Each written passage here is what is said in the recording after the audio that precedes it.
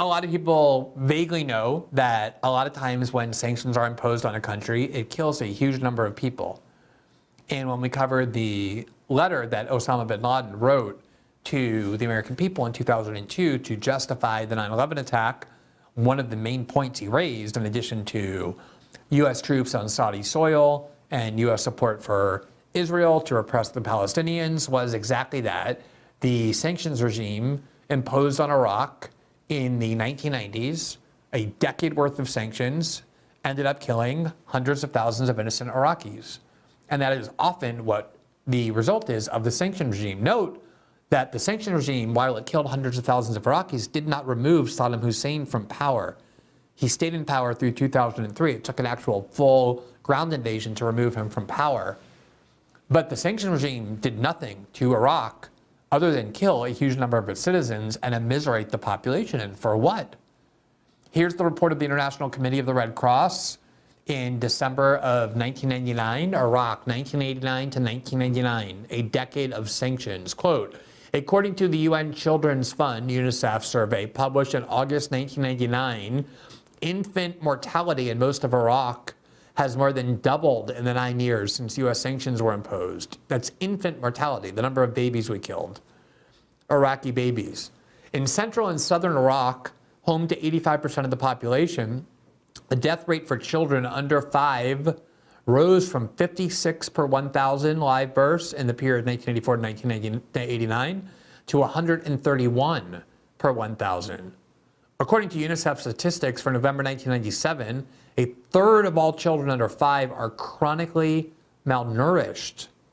This represents a 72% increase since 1991. So when you're thinking about the effects of the sanctions regime and the idea that it's benevolent, it may not seem like it's that big of a deal if you're in the country imposing it. But if you're in the country on whom it's being imposed, the result is things like a third of all children in the country under the age of 5 become chronically malnourished at a rate of 72% higher than prior to the imposition of the sanctions regime. What do you think the people in that country and in that region start to think about the United States when they watch things like children, enormous numbers, dying of malnourishment and starvation, unable to get basic medications that they need to cure and treat highly treatable diseases that they die from instead, all while the government remains not only in place and entrenched, but even stronger. The UNICEF article goes on, quote, Iraq's 130 hospitals, many of them built by foreign companies in the 1960s to the 1980s, have not received the necessary repairs or maintenance since the Gulf War, but above all since the imposition of sanctions. They often lack, the hospitals do, the most basic tools such as stethoscopes, sterilizers, and writing paper. The negative impact on the treatment received by patients, and hence on their health, is immense. Now here's a notorious video in which the Secretary of State under Bill Clinton, Madeleine Albright, who presided over the sanction regime imposed on the Iraqi people, was actually asked on 60 Minutes a question that I think these days you would never hear a corporate media journalist ask of a Democratic Secretary of State. And this is a clip that resonated all throughout the Arab and Muslim world, and people in the West saw it too. I mean, it's an incredibly sociopathic face that Madeleine Albright showed the world, and it didn't have to do with invasions or bombing campaigns or any of the things we typically associate with the U.S. war machine. Instead, it was about sanctions. She says the U.S. is trying to prevent Saddam Hussein from making and dropping a nuclear bomb or chemical weapons on other countries. And she says he's still lying about his weapons programs. We have heard that 500,000 children have died. I mean, that's more children than died in Hiroshima. And you know, is the price worth it? I think this is a very hard choice, but we think the price is worth it. It is a moral question, but the moral question is even a larger one. Don't we owe to the American people and to the American military and to the other countries in the region that this man not be a threat? Let me just ask you this question. It is definitely the case that if you are a policymaker at a top level inside the US government, you have hard choices. It's not like any one of your choices in certain situations will be morally pure. I suppose we have to accept the fact that the most powerful country on the planet, which is what the United States was, especially in the 1990s, that was the decade after the Soviet Union fell. We were told we were going to get this great peace dividend where we wouldn't have to spend money on our military anymore. And of course, the Clinton administration found all sorts of wars to fight, including in the Balkans. That was when Madeleine Albright said to Colin Powell, who was opposed to the intervention in the Balkans, what's the point of having this big, shiny, beautiful military if we don't use it? It was like a toy to her. You know, like, hey, we paid for this, why don't we use it?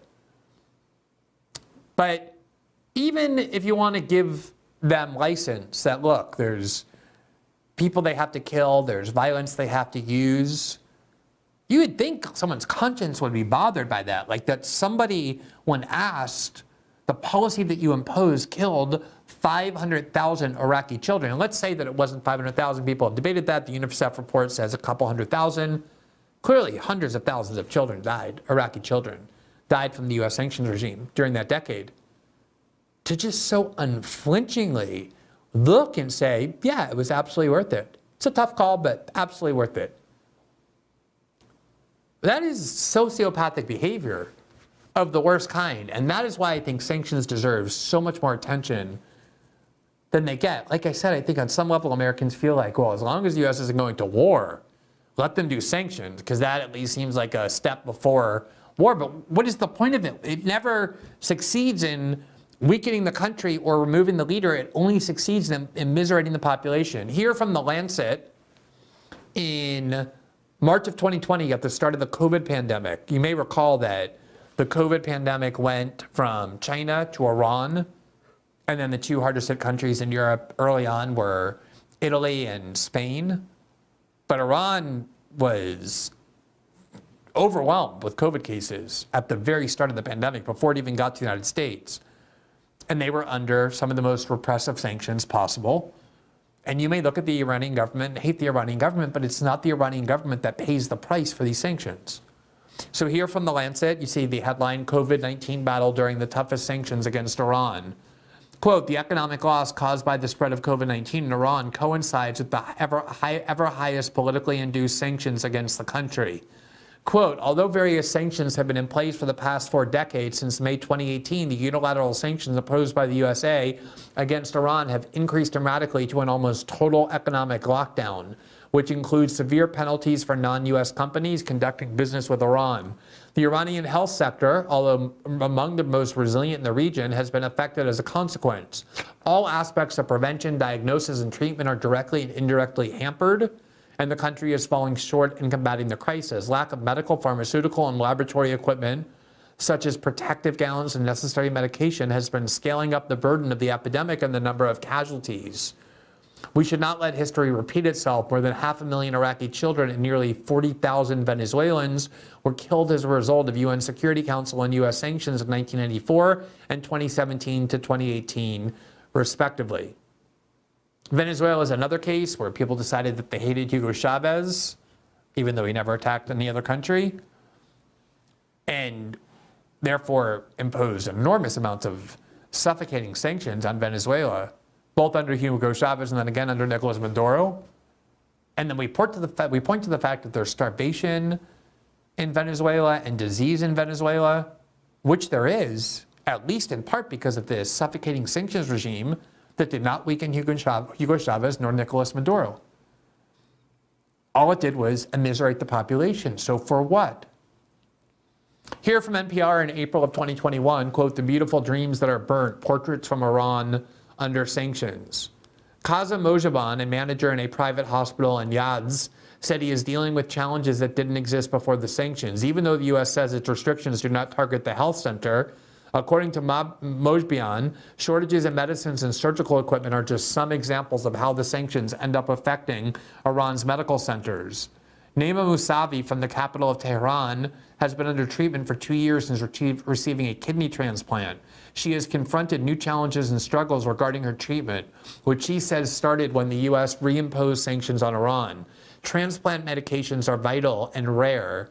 Because of Iran's shortage of drugs, government-funded hospitals and clinics distribute medicines at the start of each month that cover 4 weeks of treatment.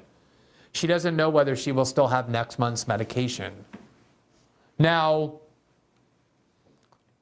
why is that justified?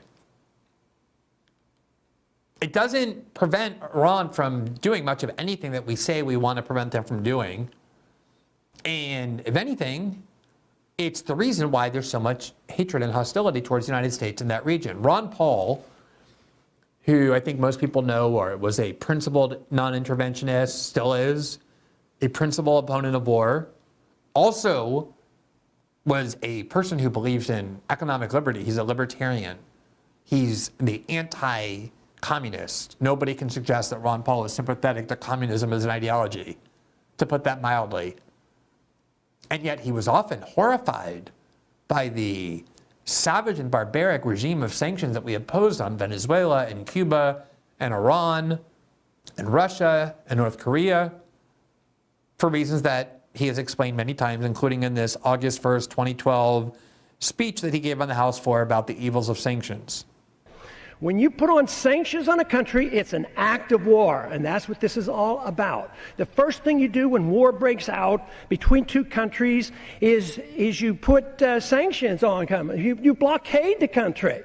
So this is an act of war. What would we do if somebody blockaded and put sanctions on us and prevented the importation of any product in this country? We'd be furious, we'd declare war, we'd go to war. So we are the antagonists. We're over there poking our nose in other people's affair, just looking for the chance to start another war. First it's Syria, then Iran. We have too many wars. We need to stop the wars. We don't have the money to fight these wars any longer. And as he noted, sanctions is an act of war. It's a way of attacking other countries. We constantly say here in the United States, it's time to stop trying to fix other countries, interfere in their countries, dictate who their leaders are. That's what sanctions are designed to do. And yet we almost never hear opposition to these sanctions, even though they are costly for Americans in so many ways. Donald Trump, as happens so often, had a kind of instinctive opposition to a lot of policies his administration ended up imposing. One of them was sanctions in Iran. Here from NBC News in September of 2019, reported that Donald Trump and John Bolton sparred over lifting Iran's sanctions. The National Security Advisor departed abruptly after President Trump suggested he might lift some sanctions as an incentive for Tehran to get to the negotiating table. That was always Trump's instinct in every case, was to avoid war and negotiate. Quote, as leading national security advisor, John Bolton was a leading advocate of the Trump administration's so-called, quote, maximum pressure campaign designed to squeeze Iran's economy until its leadership was forced to curtail its aggression in the region and concede to U.S. demands to dismantle its nuclear program, none of which has happened. Trump withdrew from the U.S. from the 2015 Iran nuclear deal last year. Iran has since decided not to comply with the agreement. Trump recently has said he would meet with Iranian President Hassan Rouhani perhaps later this month on the sidelines of the UN General Assembly session in New York without preconditions. But the person close to Bolton said the president went further during a 2 p.m. meeting on Monday in suggesting he would lift U.S. sanctions. The possibility of Iran's sanctions relief was in part what prompted Bolton to submit a resignation letter to the president the following morning, this person said. Obviously, these leaks are coming from John Bolton to make himself look good. I resigned in protest on principle, in anger that Donald Trump wanted to lift sanctions in Iran, but Trump naturally wants to forge peace deals. And his idea is, we're going to nullify the 2015 deal that Obama negotiated with Iran because it's not tough enough. We want a tougher agreement with Iran. But to get that, we need to negotiate with them and not try and destroy their population. Here from NPR, April of 2023, life in Syria under U.S. sanctions. Earthquakes in Syria expose the devastating needs of people in a war-torn country and raise the questions about the impact of U.S. sanctions. The reason we were told that we had to spend $1 billion a year under President Obama to allow the CIA to try and fight a dirty war alongside Al-Qaeda and ISIS, who are our allies in Syria, to remove Bashar al-Assad is because we cared so deeply about the Syrian people. We just want the best for the Syrian people. We want to protect the Syrian people. And yet the sanctions that we ended up imposing that obviously have no effect on removing Bashar al-Assad did the following, quote, hospitals are lacking MRI machines, CAT scans, heart monitors, and even anesthesia and cancer medications. Oil and banking sanctions were toughened over the past decade to punish President Bashar al-Assad's government as it attacked rebels, bombed civilians, and jailed tens of thousands. The U.S. says its sanctions target Assad's regime and not humanitarian assistance. But doctors in Syria say they have trouble importing basic supplies because foreign banks fear financial penalties. The head of Syria's civil defense said his teams didn't have enough equipment to save lives after the earthquakes. Major General Safwan Baloul said they were in need of basic tools like jackhammers and hydraulic lifts. So it's the same thing repeated over and over. And obviously the same thing has happened in Cuba. The same thing has happened in Venezuela. Here, just to give you a report of the effects of sanctions on Venezuela. Obviously, it has had no effect on weakening that country's government. Here from the Center for Economic and Policy Research, it's written by Mark Weisbrot, who I know and who is an expert in Latin American financial and military policy, as well as Jeffrey Sachs, the Columbia professor and economist, who is a regular on our show. And they published this report in April of 2019 entitled Economic Sanctions as Collective Punishment, the Case of Venezuela. And they detailed as well the same kinds of destruction on the healthcare system in Venezuela that make it impossible for ordinary Venezuelans to get access to healthcare. Obviously, when someone like Hugo Chavez has a medical problem, as he did when he had cancer, he was able to travel and get some of the best medical care, including in Cuba. These don't affect the leaders of the country, only the ordinary people. And then beyond all those same harms to medical care and the like in the hospital system that we detailed in Syria and Iran, this also happened as a result of the sanctions on Venezuela. Quote, there was a 31% increase in general mortality from 2017 to 2018. I just want you to think about what that means. There was a 1/3 increase in the number of people who died in Venezuela as a result of sanctions from 2017 to 2018. This would imply an increase of more than 40,000 deaths. More than 300,000 people were estimated to be at risk because of lack of access to medicines or treatments. For what? How do we justify just killing 40,000 Venezuelans in 1 year? What is that accomplishing? Quote, this includes an estimated 80,000 people with HIV who have not had antiretroviral treatment since 2017, 16,000 people with cancer, and 4 million people with diabetes and hypertension, many of whom cannot obtain insulin or cardiovascular medicine. So you have treatable diseases like HIV, and yet people, because of the sanctions in Venezuela, cannot access medications to save their lives. Quote, food imports have dropped sharply along with the overall imports. In 2018, they were estimated at just 2.46 billion as compared with 11.2 billion in 2013. The United Nations finds that the groups most vulnerable to the accelerating crisis includes children and adolescents, including many who can no longer attend school, people who are in poverty or extreme poverty, pregnant and nursing women, older persons, indigenous people, women and adolescent girls at risk, people with disabilities. The sanctions also violate U.S. law. Each executive order since March 2015 declares the United States is suffering from a, quote, national emergency because of the situation in Venezuela. This is required by U.S. law in order to impose such sanctions. The national emergency is invoked under the 1976 National Emergencies Act. Here is Mike Pompeo. He obviously featured a lot in our first segment on Julian Assange, since I regard him as Donald Trump's worst mistake. He put him in charge of the CIA and then also made him Secretary of State, even though Mike Pompeo is a classic neocon. Everything Donald Trump claimed he opposed, that was by far Trump's worst vulnerability, is putting people in power who flattered him, regardless of what their ideology or their politics were, or what they intended to do, or whether they had any interest in aligning with the political platform on which he ran. We'll see whether or not, if he wins again, he makes that same mistake. But Mike Pompeo was Exhibit A in that character flaw of Donald Trump that was one of the worst flaws of the Trump presidency. Here's Mike Pompeo pontificating on the sanctions regime. Continue to take place. Second question was, what Matt, remind me what the second one was. The first one was about, were we satisfied with oil? We're trying to get the oil for the Venezuelan people. Not for the Venezuelan people. We are attempting to restore basic rule of law, transparency, democracy, and the wealth that sits in the property basin of Venezuela is for the Venezuelan people. And then the pace of And the pace of, the first question is the pace of change. We love the Venezuelan people. We love them so much. Just like we love the Syrian people, that we impose on them sanctions that completely devastate their lives, kill them in large numbers, prevent them from getting medications, prevent them from getting basic sustenance, including food. That's how much we love the Venezuelan people. That's how much we love the Syrian people.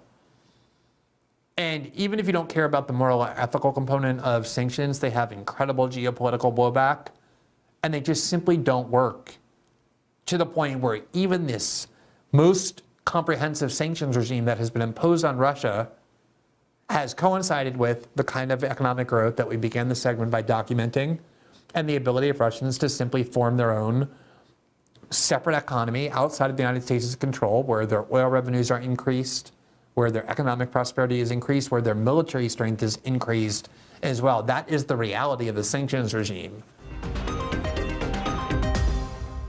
Thanks for watching this clip from System Update, our live show that airs every Monday through Friday at 7 p.m. Eastern, exclusively on Rumble. You can catch the full nightly shows live or view the backlog of episodes for free on our Rumble page.